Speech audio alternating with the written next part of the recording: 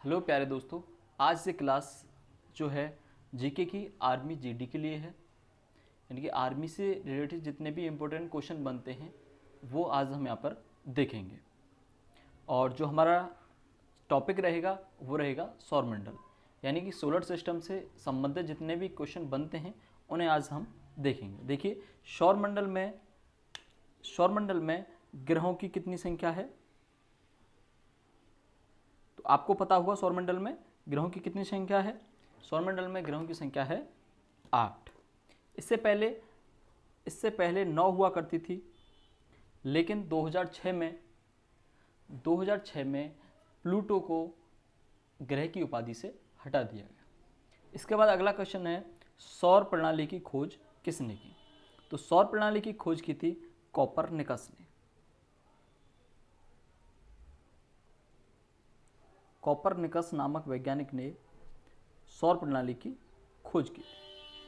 ठीक, इसके बाद नेक्स्ट क्वेश्चन है, ग्रहों की गति का नियम किसने दिया?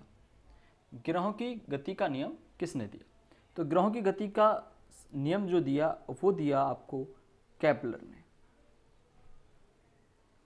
केपलर ने ग्रह गति का संबंध नियम दिया कि ग्रहों की चाल इस तरह से होती है, ग्रहों की क्षेत्रीय चाल नियत रहती है।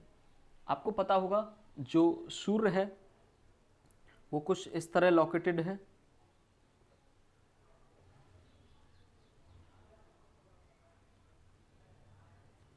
और इसके चारों ओर जो ग्रह हैं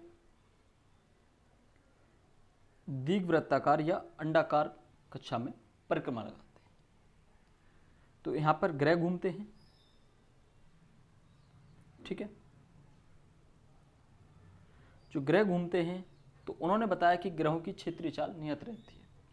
उन्होंने ये बात बताई कि जब ग्रह यहाँ होगा, जब कोई ग्रह यहाँ होगा, सूर्य से दूर होगा, तब क्या होगा?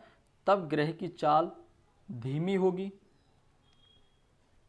और जब ग्रह इधर होगा यानी कि सूर्य के पास होगा तो उसकी स्पीड तेज होगी, तो क्वेश्चन पूछ सकता है कि जब ग्रह सूर्य के नज़दीक है तो उसकी चाल कैसी होगी? तेज होगी, और जब वो दूर है तब वो धीमी चलेगा। क्लियर? इसके बाद अगला है, पृथ्वी के सर्वाधिक निकट तारा है। जो पृथ्वी के सर्वाधिक निकट तारा है, आप देख रहे होंगे नीचे आ भी रहा है, मैंने लोकेटेड भी इसको दिखाया भी है, आपको देख रहे हैं एनिमेशन में, कि जो पृथ्वी के सर्वाधिक निकट तारा है वो सूर्य है। तो हम ये भी कह सकते हैं कि सूर्य एक तारा है। इसके बाद नेक्स्ट क्वेश्चन है, सूर्य के केंद्र पर क्रिया होती है, यानी कि सूर्य पर किस क्रिया से हमको प्रकाश मिलता है, यानी कहाँ से उस पर प्रकाश बनता है? तो हम जानते हैं नाभ की संलयन द्वारा प्रकाश हमें, मतलब वहाँ पे प्रकाश बनता है, नाभ की संलयन। बहुत ही इंपॉर्टेंट क्वेश्चन है।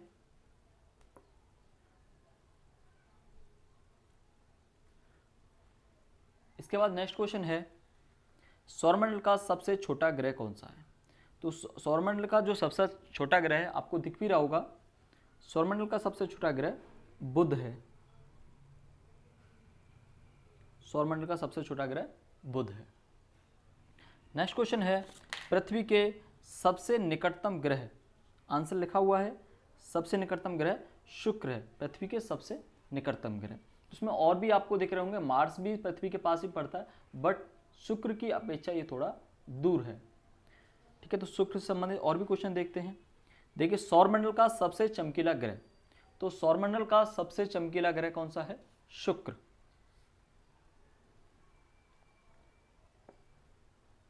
सौरमंडल का सबसे चमकीला ग्रह शुक्र है।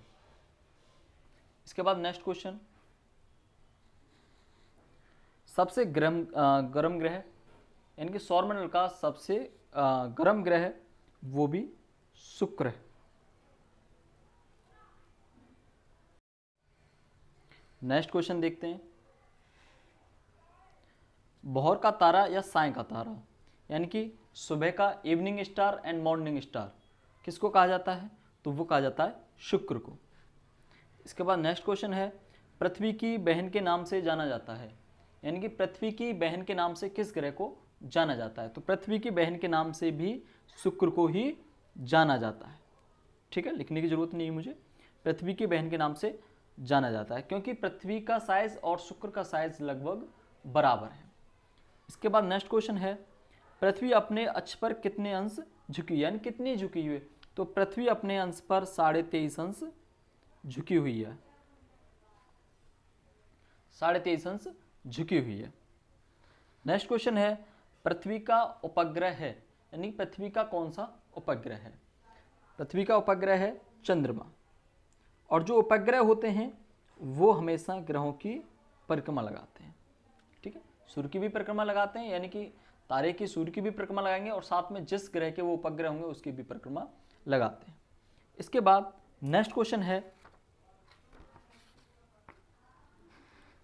पृथ्वी की सूर्य से सर्वाधिक दूरी, यानी कि यह क्वेश्चन पूछना चाह रहा है कि पृथ्वी की सूर्य से सर्वाधिक दूरी कब होती है? पृथ्वी की सर्वाधिक दूरी कब होती है? तो पृथ्वी की सूर्य से सर्वाधिक दूरी देखिए, आपको इधर भी लोकेटेड है, इस टाइम है। यानी कि पृथ्वी की दूरी, अगर पृथ्वी घूम रही है इस पर, तो इस टाइम सबसे नज़दीक है सूर्य के और इस टाइम सबसे दूर है। इधर नज़दीक, इधर दूर। आपको एक चीज़ मैं बताऊं, इधर से आप याद रखेंगे सीधे सीधे कि जब दूर होती है इस टाइम तब तो गर्मी पड़ती है, सॉरी,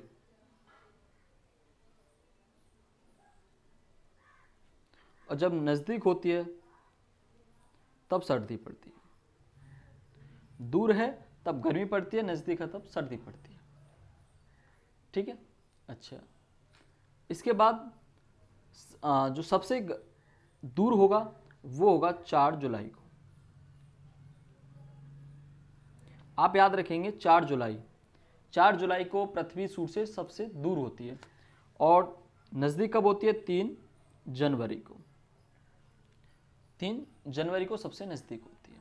तो आपको ये भी याद रहेगा कि सर्दियों में नज़दीक होती है 3 जनवरी, सर्दी का टाइम है, और गर्मी का टाइम क्या है? जुलाई। ठीक है। इसके बाद नेक्स्ट क्वेश्चन है, पृथ्वी की सूर्य से सर्वाधिक दूरी 4 जुलाई को, 4 जुलाई,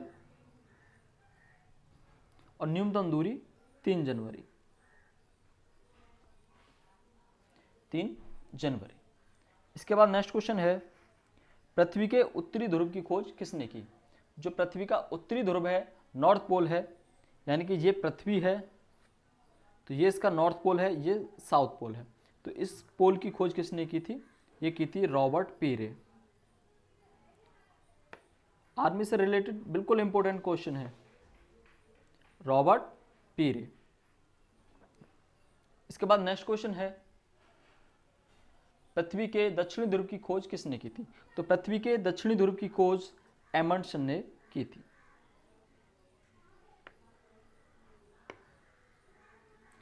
एमंडसन ने की थी। इसके बाद नेक्स्ट क्वेश्चन है, लाल ग्रह के नाम से जाना जाता है। तो लाल ग्रह के नाम से कौन सा ग्रह जाना जाता है? आप जानते भी हैं, लाल कपड़ा हम किस दिन पहनते हैं? मंगल को, यानी कि हनुमान जी का दिन होता है, तो हनुमान जी किस कलर का प्रयोग करते हैं? लाल कलर का। तो आप याद रखेंगे कि लाल ग्रह के नाम से मंगल ग्रह को जाना जाता है।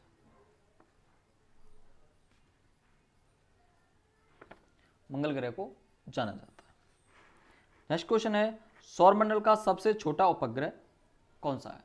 तो सौरमंडल का सबसे छोटा उपग्रह डिबोस है।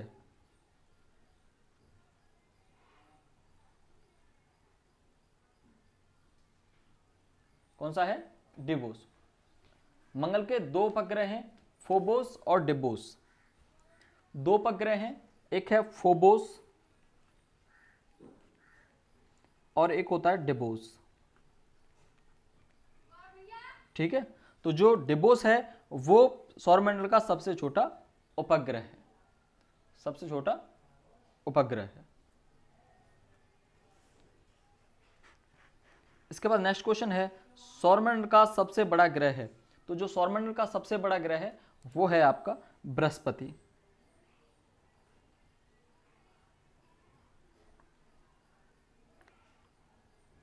बृहस्पति सौरमंडल का सबसे बड़ा ग्रह है।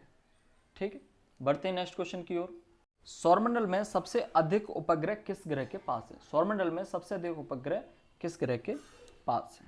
तो हमारा आंसर होगा कि सौरमंडल में सबसे अधिक उपग्रह बृहस्पति के पास है। कुछ आंसर शनि भी कहते हैं, कुछ आंसर, जैसे अब नया लेटेस्ट में शनि हो गया है, तो मैं कह सकता हूँ बृहस्पति भी कह सकता हूँ। ठीक है, अगर ऑप्शन में जैसे अकेला बृहस्पति आता है तो बृहस्पति पे टिक कर सकते हैं, और शनि आता है ऑप्शन में तो शनि पे टिक कर सकते हैं। हो सकता है दोनों भी आ जाएं, तो अभी तक किताबों में बृहस्पति ही है, लेकिन लेटेस्ट अपडेट हो गया है वो शनि है, यानी कि वर्तमान में सबसे ज़्यादा उपग्रह शनि के पास है। ठीक है, दूसरा सबसे बड़ा उपग्रह कौन सा है? तो दूसरा सबसे बड़ा उपग्रह कौन सा है? तो सबसे बड़ा उपग्रह है गैनीमीड है। सबसे बड़ा उपग्रह गैनीमीड है। गैनीमीड किसका उपग्रह है? गैनीमीड बृहस्पति का उपग्रह है। बृहस्पति का उपग्रह, बृहस्पति का सबसे बड़ा उपग्रह गैनीमीड है, और ये सौरमंडल का भी सबसे बड़ा उपग्रह है। दूसरा सबसे बड़ा ग्रह कौन सा है? सबसे बड़ा ग्रह बृहस्पति है, और दूसरा सबसे बड़ा ग्रह वो है आपका सैटर्न यानी शनि। वलयों का ग्रह किसे कहा जाता है? वलयों यानी छल्लों का ग्रह किसे कहा जाता है? तो वो कहा जाता है शनि को, क्योंकि शनि चारों ओर से वलय छल्लों में घिरा हुआ है और इधर ठोस भूमि का अभाव है। अगला क्वेश्चन है, लेटा हुआ ग्रह किसे कहा जाता है? तो लेटा हुआ ग्रह अरुण को कहा जाता है। ये आपने लेटा हुआ क्यों बोला जाता है? क्योंकि ये जैसे पृथ्वी 23.5 अंश झुकी है, यह बहुत ज़्यादा झुका हुआ है, इसको इसे लेटा हुआ माना जाता है, बोलते हैं लेटा हुआ ग्रह कहा जाता है अरुण को। मीथेन की अधिकता पाई जाती है, तो मीथेन की अधिकता उपग्रह पर किस उपग्रह के वायुमंडल में पाई जाती है? तो मीथेन की अधिकता अरुण के वायुमंडल में पाई जाती है। इसके बाद हरे ग्रह के नाम से जाना जाता है, हरे ग्रह के नाम से जाना जाता है। तो आप देख भी रहे हैं कि हरा ग्रह कौन सा है? तो हरा ग्रह है आपका वरुण। वरुण को हरे ग्रह के नाम से जाना जाता है। इसके बाद नेक्स्ट क्वेश्चन है सूर्य ग्रहण, यानी कि सूर्य ग्रहण कब होता है? तो आप पिक्चर देख रहे हैं कि किस कंडीशन में होता है। आपको पता है कि सूर्य तो हमेशा एक जगह स्थित होता है, ग्रह और घूमते रहते हैं। अब देखिए, अब यहां पे क्या है? पृथ्वी है, और पृथ्वी की परिक्रमा कर रहा है चांद। जब पृथ्वी की परिक्रमा चांद कर रहा है